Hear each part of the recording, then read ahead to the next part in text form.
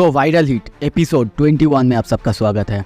आप सब सच में कमाल करते हो, मतलब 1.6 के लाइक्स सच में कमाल है। बहुत अच्छा लगा, ऐसे ही लाइक करते रहो ताकि मुझे भी पता चले आप लोग पसंद करते हो और मुझे भी थोड़ा सा मोटिवेशन मिले। सो पिछले एपिसोड में हमने देखा था हॉबिन के साथ उस बंदे का फाइट हो रहा था जिसमें वो हॉबिन को बहुत बुरी तरह धो रहा था।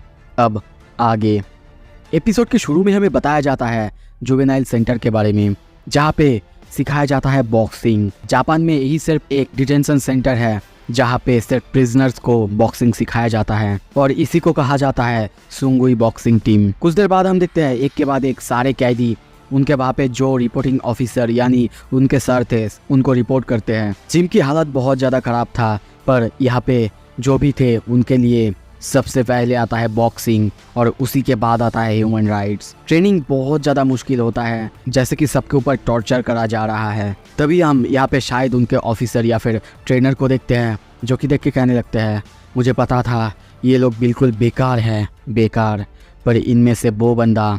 तभी हम उनके सामने बंगुक को देखते हैं, वो पंचिंग बैग को पंच कर रहा था। वो बंदा चिल्ला के कहने लगता है बंगुक खान, चैम्पियन बनना इतना भी मुश्किल नहीं है। अगर तुम अपने ट्रेनिंग को सरवाइव कर पाओ तो फिर तुम ज़रूर एक चैम्पियन बनोगे। तभी सीन प्रेजेंट में आता है, हम देखते हैं वो हॉबिन को एक बहुत ज़ोर से पंच मारता है जिससे हॉबिन की हालत अब बहुत ज़्यादा ख़राब हो चुका है। अब सबको पता चल चुका है कि वो एक इन बॉक्सर नहीं बल्कि एक आउट बॉक्सर है। सैम दैक की आवाज़ सुनाया जाता है, वो भी कहता है कि डबल लेग टैकल ये काम कर सकता है पर आउट बॉक्सर्स के खिलाफ बिल्कुल नहीं। स्नैपर को देखते हैं, वो रोते रोते कहने लगता है हॉबिन ये सब तुम क्या कर रहे हो, वो एक इन फाइटर नहीं। पर तभी देखते हैं हॉबिन की आवाज़ सुनाई देता है, वो गिनने लगता है 1 2 1 2 और उसे हम देखते हैं पंचिंग ट्राई करते हुए, जो देख के सब कोई बहुत ज़्यादा हैरान होते हैं। हॉबिन पंचिंग ट्राई कर रहा है, उसे तो अच्छे से स्टैंड करना भी नहीं आता, पर हॉबिन अभी भी वो पंचेस की ट्राई करे जा रहा है। वो बस सैम दैक की आवाज़ और सैम दैक की बातें याद करके सब कुछ कर रहा है। और तभी सामने की तरफ पंच मारते हुए कहता है चलो अब मैं मारने वाला हूँ। सीन तभी पास में आता है, हमें दिखाया जाता है हॉबिन तायुन के पास आया है ट्रेनिंग करने के लिए, वहाँ पे बॉक्सिंग सीखने आया है। तायुन ये देख के कहता है अच्छा तुम आखिर बॉक्सिंग सीखने आए हो, पंचिंग करने आए हो, तो फिर ताइक्वांडो का क्या? वो कहता है वो तो मैं सीख ही लूँगा, पर मुझे अभी थोड़ा सा ये ट्रेनिंग भी करना है, क्या तुम मुझे सिखाओगे नहीं? ये सुन के तायुन कहता है मैं तुम्हें सिखा तो दूंगा, पर तुम इतने दूर आखिर क्या कर रहे हो? हॉबिन को हम बहुत दूर देखते हैं, वो तायुन से कहता है मेरे पास मत आओ, मेरे तुम्हें बस ताइक्वांडो पसंद है, मेरे पास मत आओ। कुछ देर बाद देखते हैं वो अब खड़ा हुआ है और पंचिंग का ट्राई कर रहा है, पर तभी देखते हैं वो तायुन को पंच मार भी रहा था पर उसका पोस्चर वो बिल्कुल गलत था, इसीलिए तायुन उसके पास जाता है और उसे ठीक करने की कोशिश करता है, पर इससे भी हॉबिन डर जाता है और कहता है तुम मुझसे दूर रहो। तभी फिर से हम प्रेजेंट में देखते हैं, यहाँ पे हॉबिन को देखते हैं वो बंगुक को पंच मार रहा है, पर उससे बंगुक का आखिर क्या हो सकता है क्योंकि वो एक प्रोफेशनल बॉक्सर है। दूसरी तरफ वो बंदा जो उसके सामने है वो बिल्कुल अनाड़ी है। बंगुक एक के बाद एक उसे मारे जा रहा था जिससे उसकी हालत बहुत ज़्यादा ख़राब हो रहा है। स्नैपर भी अब उसके ऊपर चिल्लाने लगता है तुम्हें दिखाई नहीं दे रहा है ये सब कुछ उसके ऊपर काम नहीं आएगा और तुम बॉक्सिंग क्यों कर रहे हो, यहाँ तक कि तुम तो अच्छे से खड़े भी नहीं हो पा रहे हो, क्यों ना तुम दूसरा कोई टेक्निक यूज़ करो। और हॉबिन बस एक ही बात सोच रहा है कि नहीं कर सकता, कोई भी टेक्निक इसके ऊपर काम नहीं आएगा। वो ये सोच रहा था, फिर से एक पंच उसके फेस पर आके लगता है। बंगुक कहता है क्या तुम हार मानते हो? तभी फिर से हमें पास्ट की सीन दिखाया जाता है जहाँ पे हॉबिन ट्रेनिंग कर रहा था और वहीं पे सैम दैक कहता है तुम्हें लगता है कि बॉक्सिंग काम नहीं आएगा, इतना गलत तुम कैसे सोच सकते हो मेरे बारे में? हॉबिन कहता है बिल्कुल कैसे आएगा, कैसे काम करेगा वो? पर तभी सैम दैक कहता है बॉक्सिंग तो बस एक धोखा है। ये सुन के हॉबिन भी चौंकता है, मैं तुम्हें कुछ और बताऊंगा और कुछ सिखाऊंगा क्योंकि अब तुम बिगिनिंग लेवल कंप्लीट कर चुके हो, मैं तुम्हें और एक टेक्निक जो कि है कॉम्बिनेशन वो सिखाता हूँ। हॉबिन को अभी भी प्रेजेंट में देखते हैं, वो एक के बाद एक पंच उसके ऊपर मारे जा रहा था पर बंगुक उसकी हर एक अटैक को डॉज कर रहा था। तभी हमें सैम दैक की आवाज़ सुनाया जाता है तुम्हारा ओपोनेंट अगर पूरी तरह से अपने तुम्हारे फिस्ट पर फोकस करा हुआ है तो यही तुम्हारे लिए समय है। और तभी देखते हैं हॉबिन अपना हाथ खोलता है और ज़ोरदार एक 1 लेग टैकल करता है।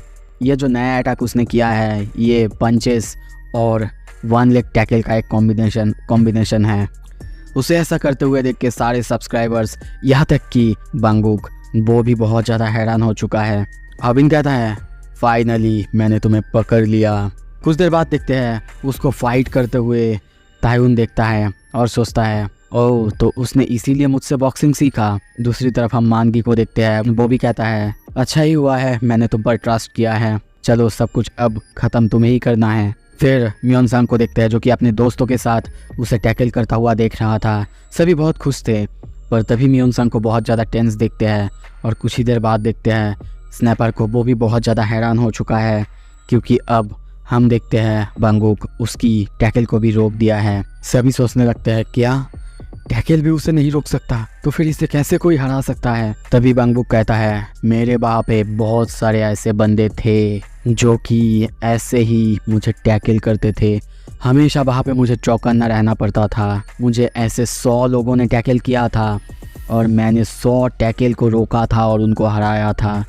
तो तुम्हें क्या लगता है कि मेरे इस वीकनेस को जान के सिर्फ तुम ही मेरे सामने आए हो?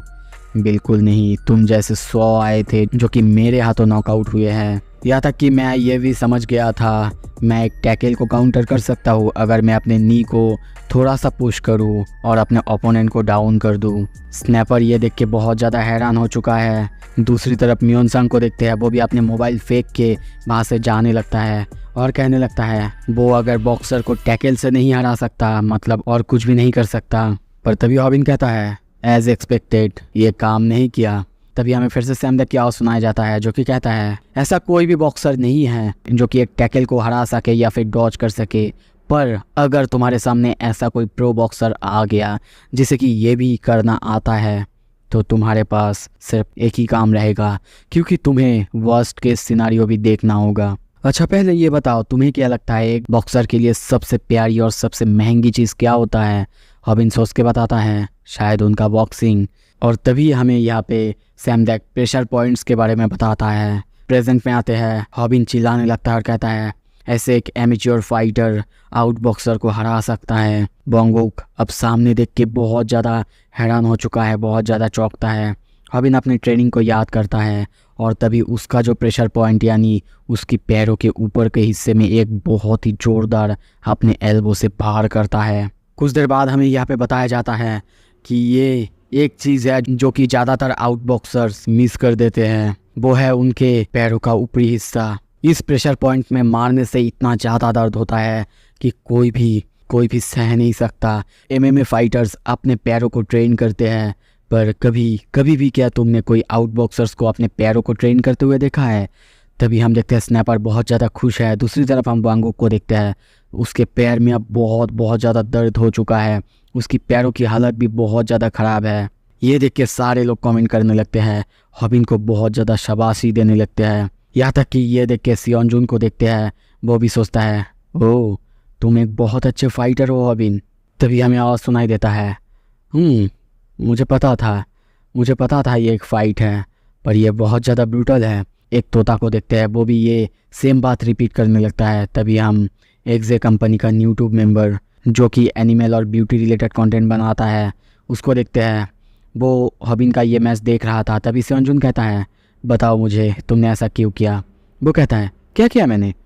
सियोनजुन कहता है मेरे साथ ऐसे खेल मत खेलो, मुझे पता है तुम ही ने वो प्रूफ वायरल हिट को दी थी। ये सुन के वो बंदा हंसता है और कहता है कुछ भी तुमसे पास नहीं हो सकता है ना, पर हाँ मैंने गलत नहीं किया क्योंकि अगर वो दोनों लड़ेंगे तभी तो हमें पता चलेगा उनमें से सबसे अच्छा बेस्ट फिश कौन सा है। ये सुन के सियोनजुन सोचता है आई होप कि ये एक ब्लैक बात है, उसी के बाद तो हमें एक बहुत अच्छा टेस्टी फिश खाने को मिलेगा। ये सुन के वो बंदा हंसते हुए कहता है तो फिर बताओ तुम्हें क्या लगता है क्या वो फिश वायरल हिट होने वाला है? ये सुन के सियोनजुन कहता है पहले तो मुझे लगा था पर शायद मैंने गलती कर दी है। और तभी देखते हैं बंगुक ने हॉबिन को एक जोरदार पंच मारा था जिससे हॉबिन नीचे गिर जाता है। तभी हमें फिर से सैमडेक की आवाज़ सुनाया जाता है। वो कहता है देखो पैरों की ऊपरी हिस्सा जो है वो प्रेशर पॉइंट तो है, वो अच्छा भी है अगर तुम उसमें मारोगे। बहुत से लोग हैं जो कि खराब ही नहीं हो पाएंगे और एक बॉक्सर से उसका सब कुछ छीन जाएगा। दूसरी तरफ हॉबिन की हालत देखते हैं, अब बहुत ज़्यादा ख़राब है। बंगुक अब उसे एक के बाद एक मारे जा रहा है। हॉबिन बस सोच रहा है नहीं ये तो काम करना चाहिए था, उसे तो अपने जगह से भी हिलना नहीं चाहिए था, पर फिर कैसे? ज़रूर वो अपने पेन को पुश कर रहा है। वांगुक को देखते हैं, वो अब हॉबिन को एक के बाद एक पंच मारे जाता है। तभी एक अपर हुक पंच मारता है। स्नैपर ये देख के चिल्ला चिल्ला के कहने लगता है, आखिर क्यों तुम ग्यूल के लिए ये सब कुछ कर रहे हो? हॉबिन को भी चिल्ला चिल्ला के कहने लगता है, हॉबिन आखिर क्या कर रहे हो तुम? कुछ तो करो, कोई टैकल, कुछ भी करो। पर हॉबिन सोचता है कैसे? वो फिर से ताइहोन वाला बैक किक मारता है, पर उस किक को भी आसानी से वो बंदा रोक देता है। ये देख के अब किसी को समझ नहीं आ रहा था।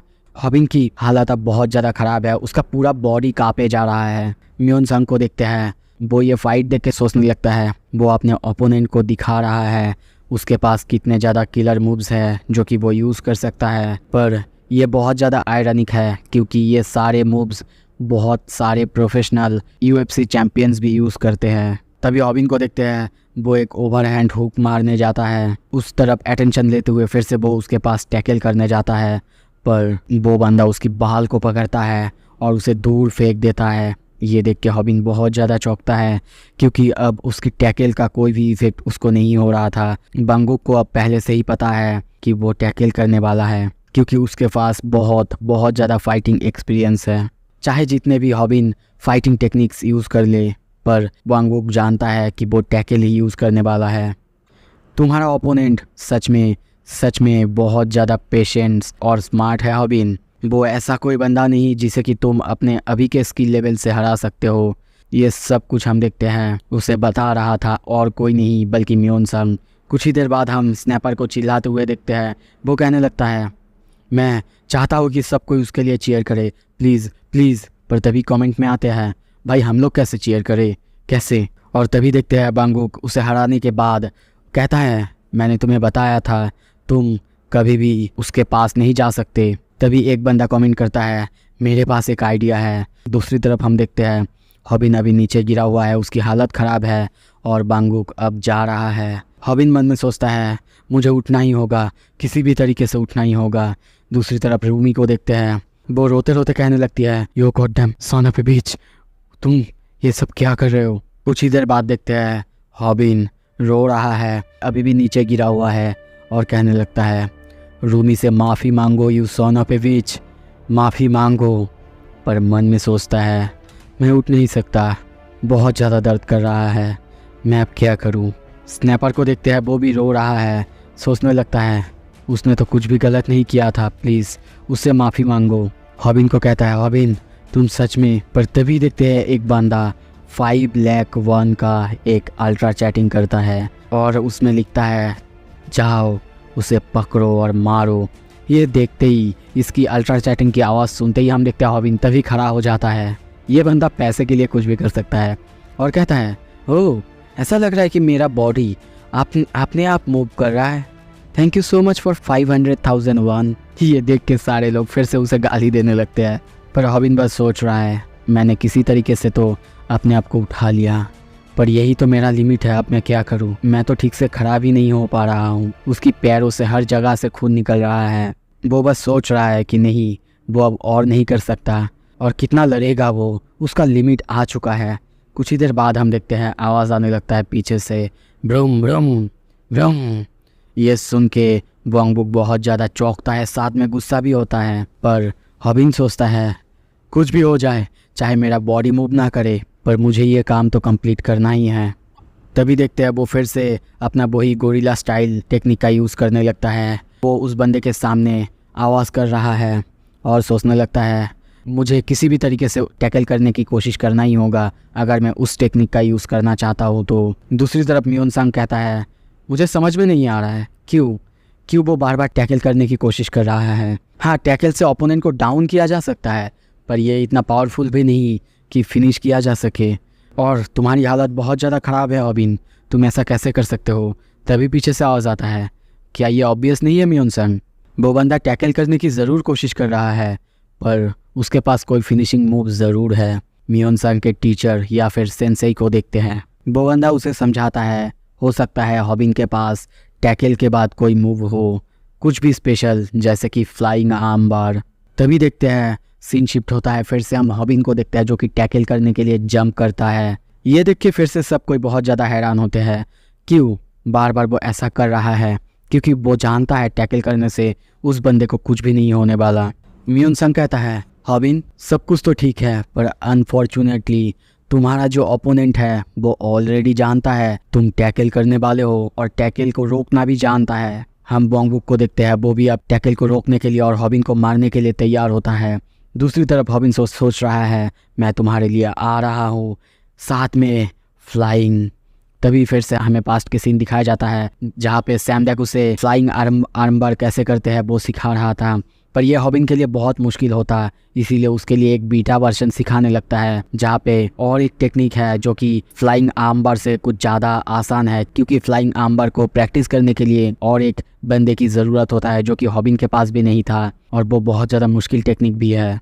इसीलिए सैमडेक कहता है तो अगर तुम ये टेक्निक यूज़ नहीं कर सकते तो इसके बदले मैं तुम्हें और एक टेक्निक सिखाऊंगा जिससे तुम बॉक्सर से जीत सकते हो। हॉबिन सोचता है क्या एक नया रास्ता? सैमडेक कहता है मैंने ऑलरेडी तुम्हें सिखा दिया है। हॉबिन को देखते हैं वो वॉन्गवुक को अब टैकल करने जा रहा है, साथ में सैमडेक की आवाज़ भी सुनाई देता है। वो कहता है अब तक तुमने बहुत बार टैकल करने की कोशिश की है, यहाँ तक कि गिनती में भी नहीं आ सकता, और इसीलिए तुम्हारा जो ओपोनेंट है वो बार बार उसी जगह पे फोकस करेगा कि तुम उसे टैकल करने वाले हो। हॉबिन को हम वही ट्रेनिंग याद करते हुए देखते हैं जब वो सीढ़ी से ऊपर उठ रहा था, और तभी देखते हैं हॉबिन अपने पैरों के मदद से उसके फेस पे एक बहुत ज़ोरदार हिट करता है जिसके लगते ही उस बंदे की पूरी तरह से नाक टूट जाता है और खून साथ ही साथ निकल आता है। और सच में ये अटैक कमाल का था जिससे वो बंदा लगभग पीछे की तरफ खिसक जाता है। हॉबिन चिल्ला के कहता है मैं तुम पर करूँगा द फ्लाइंग नी स्ट्राइक। यहाँ तक कि ये अटैक इतना ज़्यादा सरप्राइजिंग था, म्योन संग, तेउन और मानगी तीनों के तीनों बहुत ज़्यादा हैरान होते हैं। और सिर्फ यही नहीं, सियोनजुन भी ये अटैक देख के बहुत ज़्यादा हैरान होता है, वो एक्सपेक्ट नहीं कर रहा था। वॉन्गवुक को देखते हैं वो पीछे की तरफ जा रहा है, उसकी नाक से बहुत ज़्यादा खून बह रहा है, पर तभी अपने आप को फिर से वो संभालता है, खड़ा होता है हॉबिन के सामने। स्नैपर भी हॉबिन को देख के बहुत ज़्यादा हैरान होता है। तभी हम देखते हैं हॉबिन अपने जूते खोलने के बाद उसके पास दौड़ते हुए जाने लगता है। उसको आते हुए देख के वॉन्गवुक भी अब पहली बार डर जाता है, और तभी देखते हैं हॉबिन एक जंप करता है और दूसरी तरफ वॉन्गवुक बॉक्सिंग का सबसे आइकॉनिक मूव द काउंटर उसके ऊपर करता है। दोनों को आमने सामने देखते हैं। रूमी ये देख के अपना आँख बंद कर लेती है।